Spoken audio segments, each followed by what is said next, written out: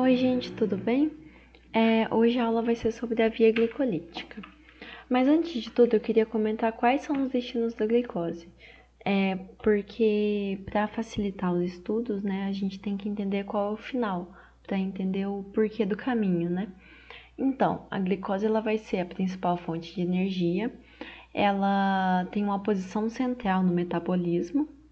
Ela vai ser precursora em vias biosintéticas, isso se refere principalmente ao ciclo de Krebs, e ela vai possibilitar a produção de ATP, tanto em forma aeróbica quanto em forma anaeróbica. É uma dos principais, vamos dizer, material de uso para a formação da energia. E ela também é importante comentar que ela é armazenada sob a forma do polímero, o glicogênio. Então, a glicólise, vamos lá. A glicose ela vai passar por 10 reações sucessivas, a glicólise, e isso formará 2 piruvatos. Em condições anaeróbias, ou seja, sem a presença do oxigênio, ocorre a formação de 2 lactatos, e com a presença do oxigênio, tem a formação de 2 acetil-CoA, passa pelo ciclo de Krebs e por fim forma 4 gás carbônico e 4 águas. Então, o que como eu já havia dito, são 10 reações catalisadas e é importante decorar que isso acontece no citosol. Vai ser dividido em 2 fases, a fase de investimento, a fase de compensação, ou também conhecida como fase de pagamento. E ela vai gerar 2 moléculas de piruvato, 4 moléculas de ATP e 2 equivalentes reduzidos de NADH. Mas ela vai gastar 2 moléculas de ATP no processo, ou seja, 4 são formadas, 2 são gastas na primeira reação e o saldo final são 2 ATPs e 2 NADH. Quais são as funções? Vai ser transformar a glicose em piruvato, sintetizar o ATP com ou sem oxigênio, vai preparar a glicose para ser degradada totalmente em CO2 e H2O, no caso da parte aeróbica, vai permitir a degradação parcial da glicose em anaerobiose e vai produzir alguns intermediários que serão utilizados em diversos processos biosintéticos. Essa daqui é uma visão mais geral da glicose com seus 6 carbonos, tem 2 ATPs de investimento, né, gerando 2 ADPs e por fim tem a separação. A partir desse momento que separa, começa a multiplicar as reações que eu vou falar por 2, entendeu? Então, assim, vai ter a redução do NADH vezes 2. Vai ter depois a utilização de 2 ADPs e formação de 2 ATPs vezes 2, ou seja, 4. E por fim, a formação de 2 ácidos pirúvicos. Então, passando um pouco por cima, de uma forma generalizada, a glicose, na fase preparatória, isso. Ela vai, através da exoquinase, ser fosforilada. E esse fósforo, ele vai vindo fosfato, né? Esse fosfato, ele vai vindo ATP. Depois vai ser transformado em fritose 6-fosfato, através da fosfofrutoquinase vai colocar mais um fosfato, então ele vai se tornar di, e vai ter a formação do gliceraldeído 3-fosfato e da hidroxicetona fosfato.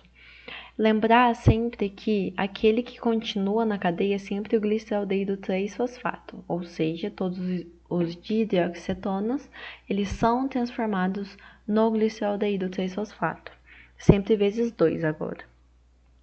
A fase de pagamento.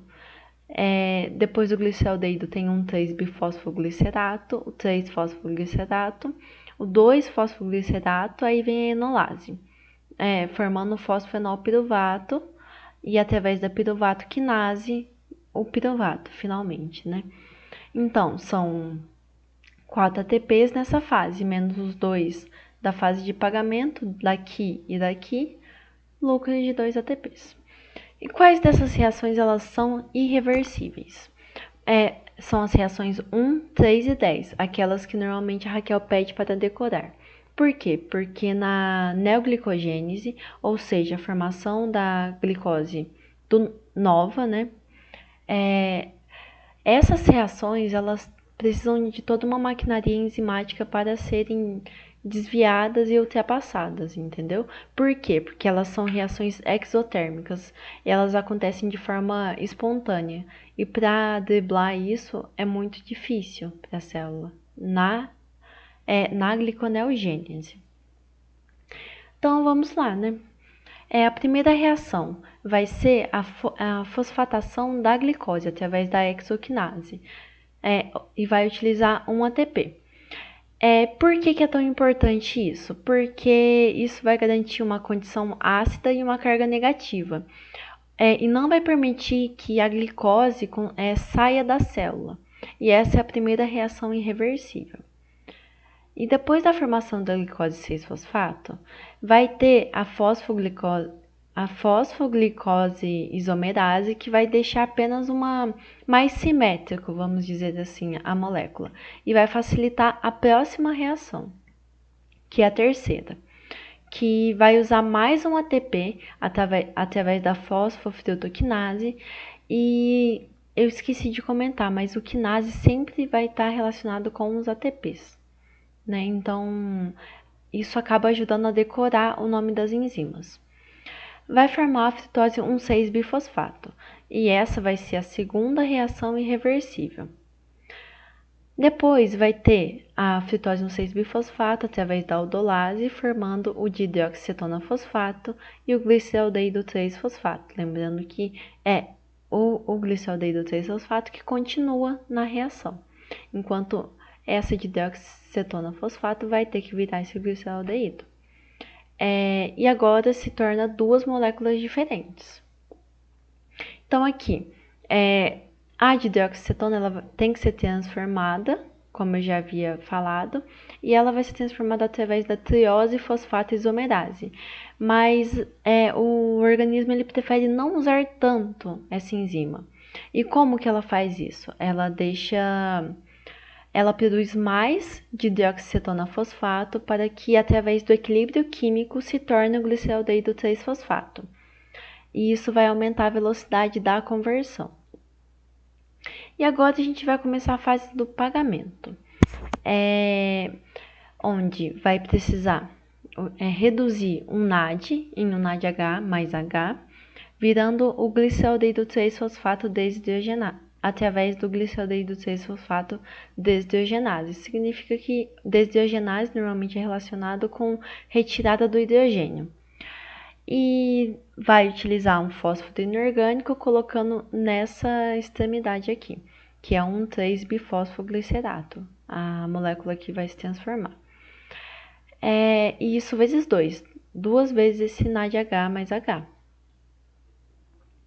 E aqui é importante comentar que ela é feita em duas partes, porque reduziu, certo?